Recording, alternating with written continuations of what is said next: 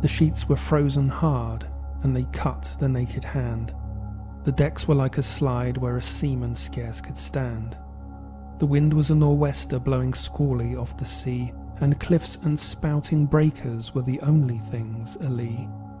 They heard the surf a-roaring before the break of day, but 'twas only with the peep of light we saw how ill we lay.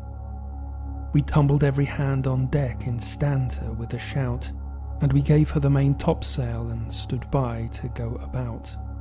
All day we tacked and tacked between the south head and the north.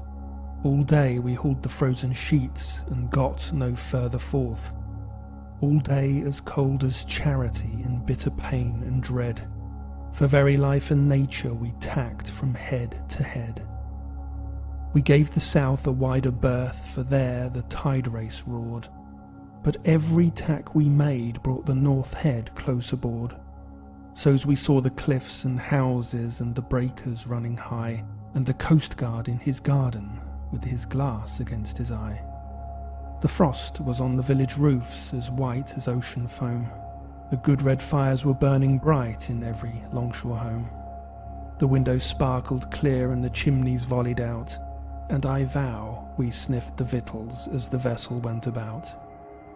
The bells upon the church were rung with a mighty jovial cheer, for it's just that I should tell you how, of all days in the year, this day of our adversity was blessed Christmas morn, and the house above the coast guards was the house where I was born. Oh well, I saw the pleasant room, the pleasant faces there, my mother's silver spectacles, my father's silver hair, and well I saw the firelight, like a flight of homely elves, go dancing round the china plates that stand upon the shelves. And well I knew the talk they had, the talk that was of me, of the shadow on the household and the sun that went to sea. And oh, the wicked fool I seemed, in every kind of way, to be here and hauling frozen ropes on blessed Christmas Day. They lit the high sea light and the dark began to fall. "All hands to loose topgallant sails," I heard the captain call.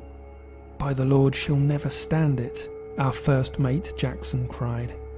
"It's one way or the other, Mr. Jackson," he replied. She staggered to her bearings, but the sails were new and good, and the ship smelt up to windward just as though she understood. As the winter's day was ending in the entry of the night, we cleared the weary headland and passed below the light.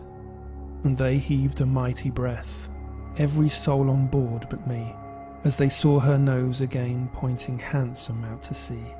But all that I could think of in the darkness and the cold was just that I was leaving home, and my folks were growing old.